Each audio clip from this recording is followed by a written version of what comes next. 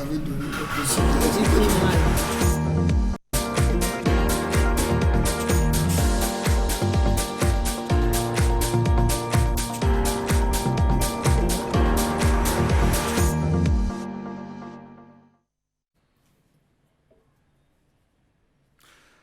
Je m'interroge ce jour sur la question du Conseil national de la décentralisation dans ce pays. Mieux, je m'interroge ce jour sur la question de l'impact du Conseil national de la décentralisation dans ce pays.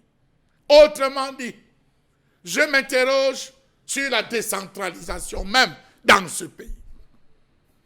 Comment comprendre le gros mystère qui entoure toujours le transfert de compétences aux collectivités territoriales décentralisées, conséquence logique d'une cascade de défaillances gouvernementales, déconcentration, dévolution, décentralisation sont des termes qu'on emploie à plusieurs variantes, sans jamais permettre aux pauvres Camerounais, aux pauvres citoyens de comprendre là où on va.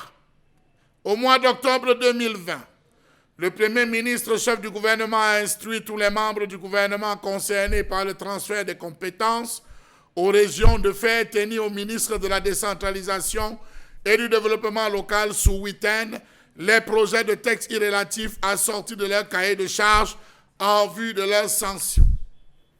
C'est le Premier ministre qui demande aux membres du gouvernement concernés par le transfert des compétences aux régions de faire parvenir les textes et les cahiers de charges pour sanction.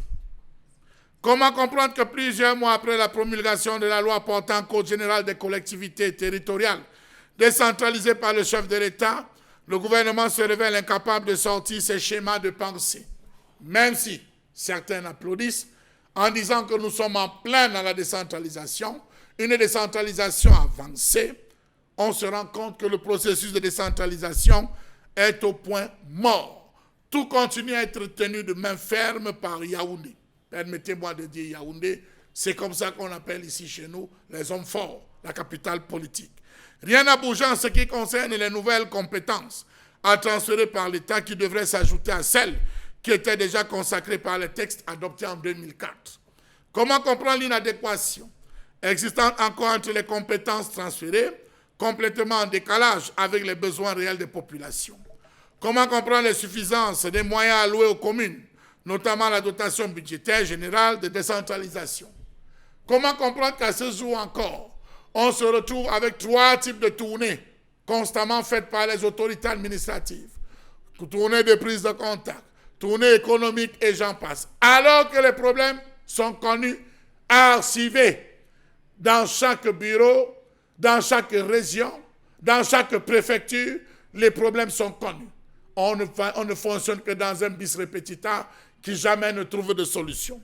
Comment comprendre la faiblesse des autorités administratives dans la résolution de certains problèmes? Problèmes d'eau, prise en charge médicale, éducation. On a l'impression que le pouvoir ne réside que dans la répression, interdiction, autorisation, validation, incarcération, interpellation. Famille des ions. Comment comprendre les rôles des conseils nationaux de la décentralisation qui, à ce jour, semblent perdus dans le processus du suivi et de l'évaluation de la mise en œuvre de la décentralisation? Comment comprendre le non-respect des périodicités des sessions fixées dans les lois, l'arrêt du travail législatif et réglementaire pendant l'année 2013, par exemple? Comment comprendre le fait que le rapport sur l'état annuel de la décentralisation soit toujours en cours de rédaction? On se bat à rédiger, on se bat à concevoir. On conçoit une partie, on remet demain. Procrastination. Savez-vous que le Conseil national de la décentralisation est présidé par le Premier ministre chef du gouvernement et comprend une vingtaine de membres, parmi lesquels des ministres, des députés, des sénateurs, censés faire bouger les choses, censés faire avancer les choses. Mais hélas, rien. Savez-vous que le budget 2013, par exemple, Comité national des finances locales, s'élevait à 475 millions de francs CFA, répartis comme suit. Saisie de données, les séminaires, 62 772 000, 13,22%. Saisie de données, 22 960 000 francs, 4,83%. Frais d'émission, 10 millions. Frais d'édition, 30 millions. Analyse de synthèse, 30 millions. Matériel, 25 341 971. Aménagement, 15 millions. Communication, 17 250 000 francs CFA. Session, comité, 130 220 000 francs CFA. Réserve, 131 456 029 francs. Voilà simplement pour 2013. Je vous épargne pour 2017. Comment comprendre qu'on puisse parler de décentralisation alors que le problème de la qualité et la quantité des ressources humaines dans les collectivités territoriales locales reste encore un problème crucial de nos jours? Comment comprendre le manque de cadres compétents? Et précisons, c'est à la liberté du maire de recruter qui il veut, comme il veut, pour les besoins qu'il juge être nécessaires. Même si ces besoins sont utiles pour les populations, le maire, lui, peut envisager toute autre chose parce que sa vision l'y entraîne. Comment comprendre le manque de cadres compétents, capables de définir et concevoir des stratégies de gestion dans les collectivités territoriales décentralisées? L'insuffisance en nombre de personnels communaux et l'incapacité de certains magistrats municipaux à comprendre les outils de gestion commerciale et à impulser une politique efficace et efficiente de gestion des affaires locales. Comment comprendre le fait qu'au lieu de s'ouvrir à une gestion moderne, plusieurs maires se contentent encore d'une gestion traditionnelle et archaïque des deniers de la commune?